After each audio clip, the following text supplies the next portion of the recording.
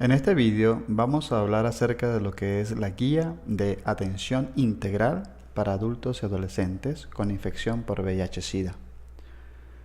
Es una guía publicada por el Ministerio de Salud Pública en el año 2013. Con ustedes habla el doctor Marcos Palacio y para mí es un placer poder compartir nuevamente estos pequeños minutos analizando parte del contenido de esta guía, que es bien largo. Vamos a tener varios vídeos, no podemos hacerlo en un solo, pero vamos a hacer una serie de 3 vídeos donde la primera parte vamos a hablar de lo que es el VIH, su epidemiología, cuáles son los signos, síntomas o las manifestaciones clínicas, su clasificación, cómo realizamos el diagnóstico según nuestra guía de práctica clínica y cuál es la valoración inicial del paciente. En el segundo vídeo, que veremos más adelante, vamos a hablar acerca del tratamiento y en un tercer vídeo vamos a hablar acerca de lo que son las enfermedades asociadas a VIH.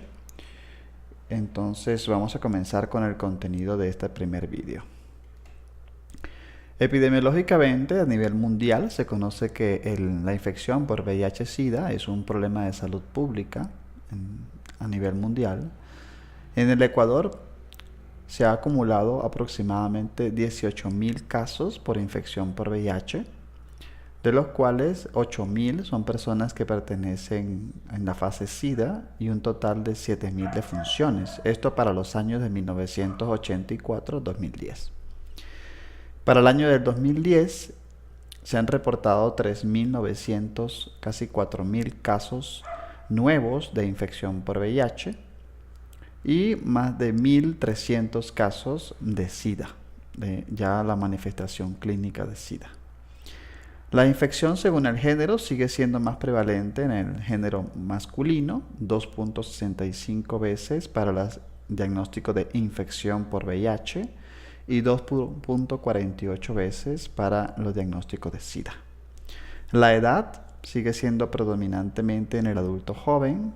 83.15% de los casos pertenecen a aquellos pacientes de 15 a 54 años y de 82.86% de los casos de SIDA ya de 20 a 49 años. Por lo que vemos, es una enfermedad que está todavía muy prevalente, sobre todo en la etapa más productiva de la vida de nuestra sociedad actual. Esta es la morfología del virus de inmunodeficiencia humana, del VIH. Como nosotros sabemos, el VIH o el virus del VIH es un retrovirus de la familia Retroviridae y la subfamilia Lentivirus. Él se caracteriza por tener varias glicoproteínas que forman parte de su estructura, como son, por ejemplo, la glicoproteína 120. Muy importante, sobre todo, bueno, es la unión de esta glicoproteína con las células portadoras de CD4, linfocitos T CD4. También tenemos la glicoproteína 41, que se encarga de esta unión a nivel de las membranas celulares. Tenemos otras proteínas, como son las proteínas de la matriz celular, conocida como la proteína P18, es la membrana interna. También tenemos las proteínas de la cápside, también denominada proteína P24 del núcleo. Es una proteína muy importante y utilizada hoy sobre todo en pruebas rápidas de diagnóstico de VIH. Vemos que es un virus portador de un ARN y de una enzima que es denominada transcriptasa inversa. Todas estas proteínas y enzimas son muy importantes, sobre todo en la hora del tratamiento como objetivo terapéutico. Esto es una microfotografía electrónica donde podemos observar un virión típico tras la salida a la superficie de un linfocito TCD4 positivo. Asimismo, no está incluido dentro de la guía de práctica clínica, pero nosotros conocemos que el virus de VIH a través de la glicoproteína o la GP120 se une a las células linfocitos T CD4 positivo, a este receptor, que son los que permiten también la unión y fusión a través de sus glicoproteínas para posterior paso del material genético del virus, RNA, al interior de la célula. Este material genético, a través de la transcriptasa inversa, se transforma de ARN en ADN lineal, y a través de una integrasa, que es otra enzima también actualmente muy utilizada como objetivo terapéutico, es la que se encarga de unir este ADN lineal al interior del ADN celular de los linfocitos TCD4 positivo. Ya luego de esto, pues no queda más sino la replicación viral a través de mecanismos, por supuesto, de ARN mensajero, la formación de proteínas y la gemación cuando es la salida de un nuevo virión. Todos conocemos que el virus de VIH tiene unas características muy particulares en cuanto a lo que son su historia natural, en donde podemos observar que en las primeras fases, primeras semanas de infección, tenemos una gran cantidad, aumento de anticuerpos que van a estar aumentando progresivamente de forma aguda en las primeras semanas, primeras 6 semanas, y que van a, por supuesto, a estar dado por la viremia presente en el cuerpo durante estas primeras fases de cambio. A lo que aumentan los anticuerpos, disminuye por supuesto la viremia, pero de esta forma también va a aumentar progresivamente la formación de anticuerpos contra el VIH. Como vemos, los linfocitos T, CD4, que son los que particularmente tiene el virus mayor trofismo, ellos van disminuyendo progresivamente. Ellos pueden estar, pues, el virus puede permanecer hasta por unos máximos de 10 años, a veces más, a veces menos, dependiendo mucho del estado inmunológico del paciente, en lo que se denomina en un estado de latencia clínica, ¿no? Entonces hay una primera infección, luego tenemos un estado de latencia clínica, y luego, cuando ya existe una disminución progresiva en cuanto a la producción o la concentración de linfocitos TCD4 a nivel sanguíneo, pues nuevamente ocurre lo que es el aumento progresivo, por supuesto, en los pacientes de la viremia, lo que va a ocasionar la fase sintomática de la enfermedad. En la primera fase o infección primaria vamos a conocer lo que es el síndrome retroviral agudo, que no es más que unas manifestaciones muchas veces inespecíficas, muy parecido a lo que es una mononucleosis infecciosa, con malestar general, fiebre, un poco de astenia que el paciente puede presentar debido a la presencia de la viremia. Luego, en la fase de latencia, que puede estar totalmente asintomática, y cuando hay una disminución de las concentraciones séricas de los linfocitos TCD4, ya cuando están por debajo de los 200, sobre todo, vamos a ver que existe un aumento progresivo de esta viremia, y por supuesto vamos a ver ya la presencia de las infecciones oportunistas. En esta fase es cuando se conoce que el paciente tiene pues ya un síndrome de inmunodeficiencia adquirida. Algunos determinantes del estado clínico del VIH, según la Organización Panamericana de la Salud, vemos que este estado clínico, esta manifestación clínica en el paciente puede ir por varios estadios. El primer estadio es el estadio clínico 1, donde el paciente puede estar totalmente asintomático o puede cursar con estas manifestaciones clínicas de una virosis aguda. También en muchos pacientes es muy frecuente en este estadio la presencia de la linfadenopatía persistente y generalizada, que podemos observar con adenomegalias cervicales, axilares, pocas veces a nivel inguinal también pueden estar presentes y que pueden ser sospechar la presencia o diagnóstico de esta infección. En el estadio clínico 2, ya cuando el paciente comienza con una pérdida, una emaciación, una pérdida de peso, pero es menor del 10% del peso corporal, y podemos observar algunas infecciones, como pueden ser infecciones bacterianas recurrentes en vías respiratorias, eventos anuales o uno o más en los últimos 6 meses. La presencia de herpes zóster, sobre todo, es muy frecuente cuando ya afecta a más de un dermatoma. La queilitis angular, úlceras recurrentes en 2 o más episodios en los últimos 6 meses, sobre todo úlceras orales. Erupciones papulares pruriginosas, la dermatitis seborreica o infecciones fúngicas en las uñas como las onicomicosis.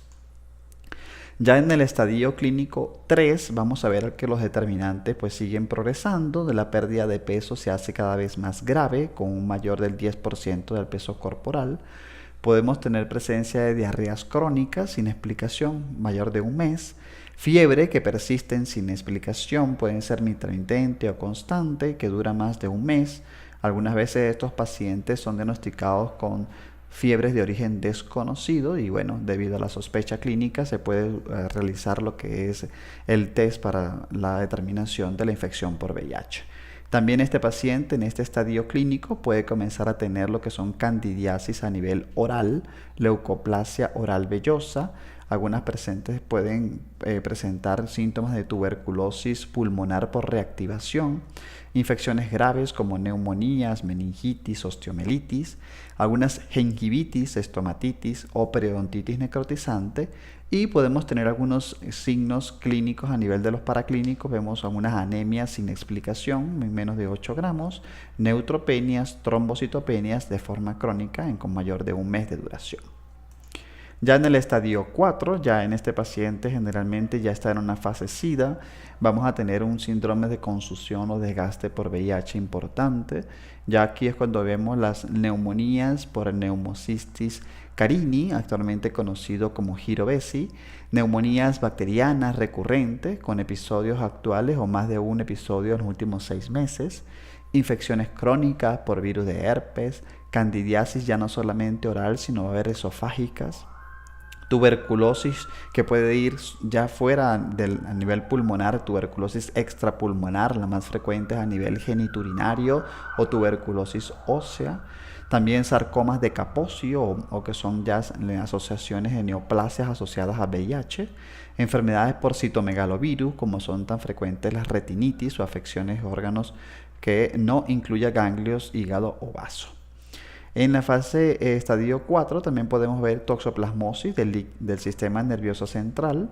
Tenemos encefalopatías, criptococosis extrapulmonar, incluidas las meningias. Podemos tener la leucoencefalopatía multifocal progresiva, la criptosporidiasis, micosis diseminada, bacteremias recurrentes por Salmonella notifoidea, alguna presencia de enfermedades linfoproliferativas como los linfomas de células B no Hodgkin, carcinomas cervicales invasivos que son más asociados con SIDA, leishmaniasis atípica diseminada, nefropatía asociada al VIH y miocardiopatía asociada al VIH. Entonces son manifestaciones prácticamente en el estadio 4 de esta enfermedad. Vemos que según la clasificación del Centro de Control de Enfermedades de Estados Unidos para el 1993, tomaba en cuenta, ¿verdad?, 9 categorías. Estas categorías iban a ser de acuerdo a las categorías según las concentraciones de CD4 determinadas en el paciente, como era categoría 1, aquellos que tuviesen más de 500 células por milímetro cúbico, categoría 2 de 200 a 499 células por milímetro cúbico, o 3 cuando tenía menos de 200 células por milímetro cúbico. Y cada una de ellas pues tenía un valor determinado. En cuanto a las categorías clínicas, tomando en cuenta las manifestaciones anteriormente dichas, aquellos pacientes asintomáticos o que presentaban linfadenopatía persistente generalizada o infecciones agudas, que es el síndrome retroviral agudo por VIH, se categoraban como la letra A. Aquellos pacientes sintomáticos que no encajaban en la categoría A ni en la B ni en la C eran clasificados como categoría B. Muchos de estos pacientes, por la presencia de candidiasis orales, sobre todo de herpes zóster o unas enfermedades infecciosas que pueden estar presentes en esta etapa del paciente. Y en la categoría C, ya cuando existe un evento definidor de SIDA, sobre todo la presencia en el paciente de encefalopatías asociadas al VIH, de cardiopatía asociadas al VIH, estos síndromes de emaciación, vemos que se clasifica como categoría C. Entonces, si el paciente tiene más de 500 células, pero está en la categoría A, se denomina A1, luego B1 y C1, así respectivamente. Igualmente en la categoría 2, de 200 a 299, y en la categoría 3, ya de menos de 200 células, puede ser A3, B3 o C3. Generalmente este paciente ya regularmente puede tener una categoría clínica B o hasta una categoría clínica C. ¿Cuáles son las pruebas para el diagnóstico del VIH? Tenemos pruebas de tamizaje, ¿verdad? Y tenemos pruebas confirmatorias. Las pruebas de tamizaje son pruebas rápidas o pruebas de screening. Obviamente no ofrecen un diagnóstico definitivo de la enfermedad y generalmente expresan los resultados en reactivo o no reactivo. Ellos se encargan sobre todo de detectar antígenos o anticuerpos del VIH y generalmente son el primer paso que ocurre en sobre todo un screening en los pacientes en los cuales no existan pues la presencia de un laboratorio clínico como tal para el diagnóstico ya confirmatorio. Los confirmatorios, pues evidentemente, como su nombre lo indica, permiten confirmar si la persona está infectada por VIH y se expresan como positivo o como negativo. En cuanto a las pruebas rápidas o de tamizaje de screening, generalmente son cualitativas, detectan anticuerpos o antígenos del virus. Cuando se usan, cuando existe la necesidad de incrementar la cobertura, ¿verdad?, y acceso al diagnóstico en lugares apartados sin laboratorios. Generalmente son pocas pruebas que se realizan y puede hacer en embarazadas, en fases expulsivas, sin control previo, que se hace de un resultado inmediato. Las pruebas de tipo ELISA ya son pruebas más confirmatorias, son pruebas cuantitativas en donde se va a detectar la presencia de anticuerpos y antígenos y obviamente necesitamos de una infraestructura de punto de vista del laboratorio para su elaboración. En cuanto a los falsos positivos que podemos tener en pacientes con diagnóstico de VIH y esto no ser correcto, en algunos casos por interferencias por otros anticuerpos como contra antígenos de músculo liso, mitocondriales o IgM core contra virus de hepatitis B. Hepatopatías alcohólicas, cirrosis o colangitis, linfomas, vacunas contra la gripe, aquellos pacientes que tengan insuficiencia renal crónica, trasplantes renales, Steven Johnson, entre otros. Pero también tenemos algunos falsos negativos, sobre todo cuando tenemos la seroconversión, aquellos pacientes que están en este periodo de incubación o esta fase latente, donde no existe una determinación de la presencia de la infección por el VIH. Esto obviamente es bastante frecuente por la fisiopatología de la infección por el virus. Aquellos pacientes que están en tratamiento con inmunosupresores de uso crónico, sobre todo pacientes con enfermedades autoinmunitarias como el lupus eritematoso sistémico, artritis reumatoide u otras enfermedades que ya hemos visto en anteriores videos, trasplante de médula ósea, interferencia con factores reumatoides o procesos malignos. La prueba de Western Blot es la prueba utilizada actualmente según la guía de práctica clínica como la prueba confirmatoria en el Ecuador. Ella se encarga de detectar anticuerpos contra proteínas específicas, ¿verdad? Existen varios criterios según la OMS, la FDA o la CDC y vemos que para ser positiva debe haber 2 glicoproteínas de envoltura, al menos 2, que puede ser la GP120, la GP41 o la GP160. La FDA habla de una glicoproteína 24 más una proteína 32 más 2 bandas de envoltura y el CDC de glicoproteínas 24 más 2 bandas de envoltura. Cuando existe la presencia de este tipo de glicoproteínas o detección de anticuerpos contra esta proteína, entonces se da como confirmada la prueba de Western Blot. La detección del ácido nucleico viral también es una prueba confirmatoria que se hace por PCR en tiempo real, donde detecta la presencia del ADN viral en las células de linfocitos TCD4 o la PCR convencional que detecta el ADN proviral. También el uso de Western Blot se hace sobre todo en pacientes en que hacemos esta detección de ácido nucleico viral, es en aquellos pacientes que tengan un Western Blot indeterminado, que no cumplan con los criterios que vimos anteriormente. En niños menores de 18 meses de madres seropositivas, en personas con síndrome retroviral agudo o en aquellos pacientes que tengan inmunosupresión como la gamma-globulinemia. Este es el algoritmo diagnóstico, sobre todo cuando iniciamos con pruebas rápidas para el diagnóstico de virus, para el diagnóstico del VIH, de la infección por VIH. Tenemos que siempre tener en cuenta que a todo paciente que le vamos a realizar nosotros una prueba para detección de VIH, debemos realizar una consejería preprueba en donde explicamos pues, la importancia de la realización de la prueba, cómo se realiza la prueba, cuáles son sus posibles resultados, y por supuesto obtener un consentimiento informado del paciente en el cual nos dé pues, su aprobación para la realización de la prueba. Tras esto, realizamos la prueba rápida, que puede ser de tercera generación. Si esta sale reactiva, podemos hacer una segunda prueba dependiendo del sitio donde estemos. Si esta sale reactiva, vamos a una prueba ya de Western blot. Esta prueba positiva prácticamente nos hace el diagnóstico de infección por VIH. Si la primera prueba es no reactiva, generalmente catalogamos al paciente como no infeccioso. Si la prueba de Western blot sale negativo, naturalmente también damos como no infeccioso. Ahora, si la prueba de Western blot es indeterminado, podemos utilizar también pruebas para determinación del ADN viral, la determinación de la carga viral, y si esta es detectable, pues hace el diagnóstico de infección por VIH. El algoritmo, cuando iniciamos con una ELISA, podemos utilizar ELISA de cuarta generación. Si esta es reactiva, se puede hacer un segundo ELISA de cuarta generación, y si sigue estando reactiva, pues es una infección por VIH y no hace falta realizar un Western blot. Si es no reactiva, generalmente se cataloga como no infeccioso. Si la segunda prueba de ELISA es no reactiva, generalmente se van a pruebas ya de detección del ADN viral para hacer el diagnóstico definitivo. De acuerdo al diagnóstico, debemos nosotros tomar en cuenta a quién debemos realizarles las indicaciones para el tamizaje, tanto consejería de preprueba y de postprueba.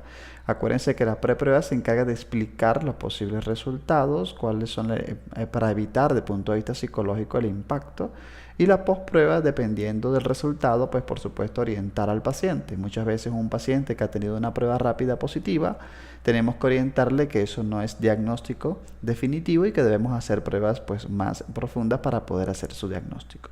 Pero ¿a quién le realizamos a todo tamizaje? Bueno, aquel paciente que pida de forma voluntaria, aquella persona que tenga infecciones de transmisión sexual, aquellas personas con clínicas de VIH o de inmunodeficiencias. En mujeres embarazadas se debería realizar una primera prueba en la primera visita, luego al tercer trimestre y luego al momento del parto.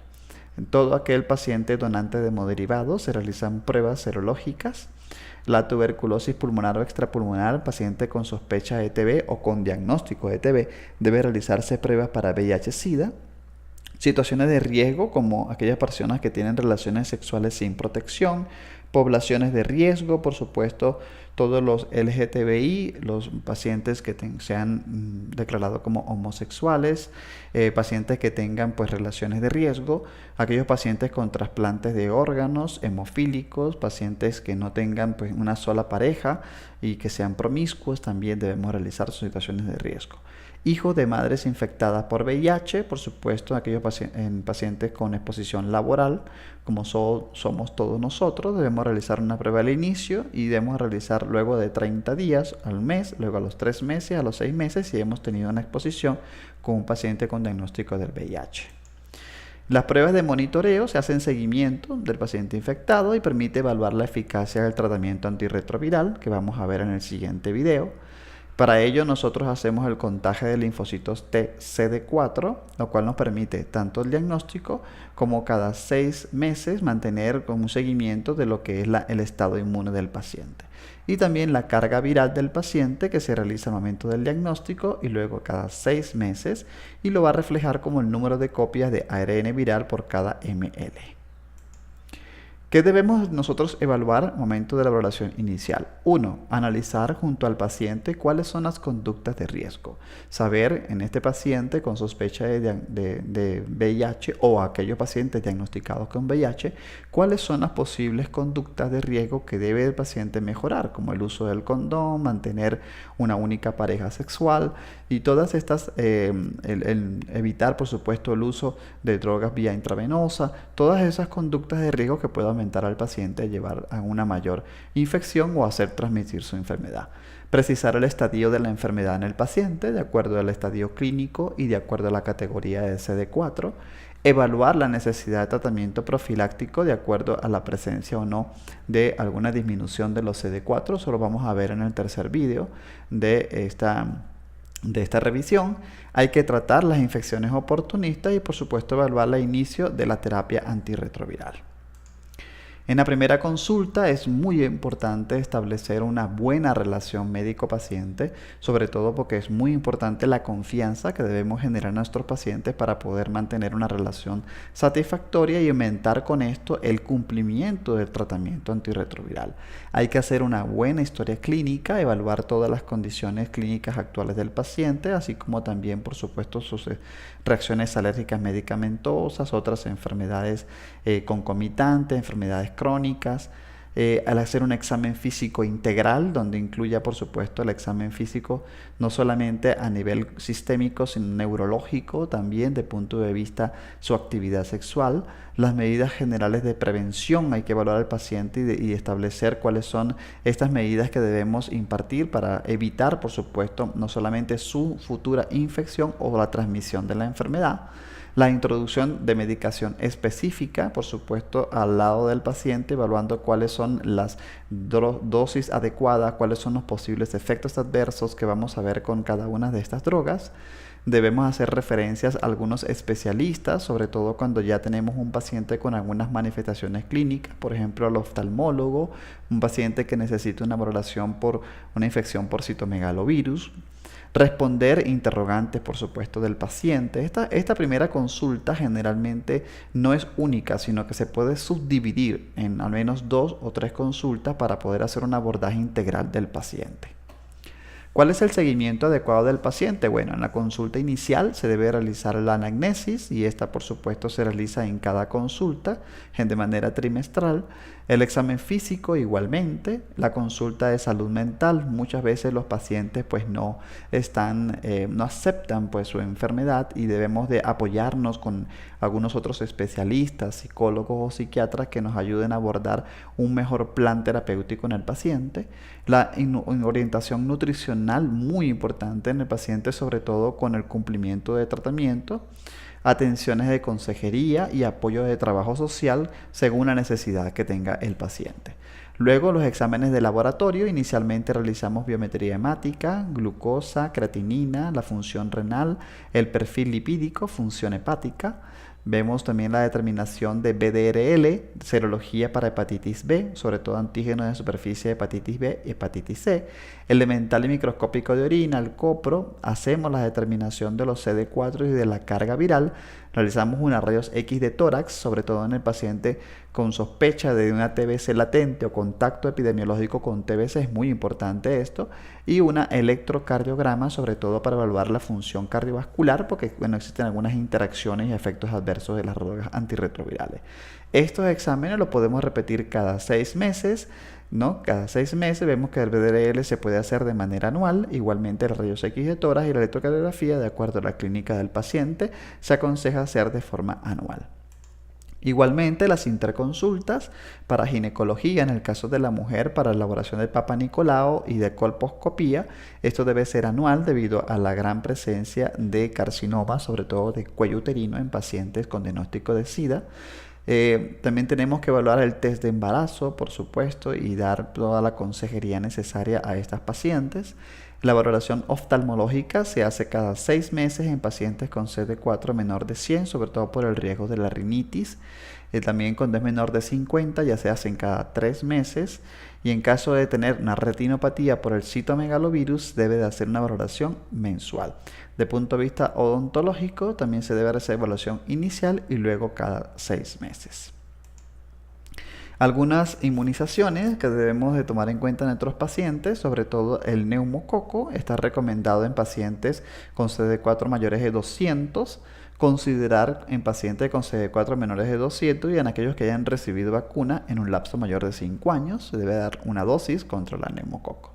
La influenza estacional está recomendada, la respuesta es reducida en pacientes con CD4 menor de 200 y esta vacuna, como sabemos, se da de manera anual.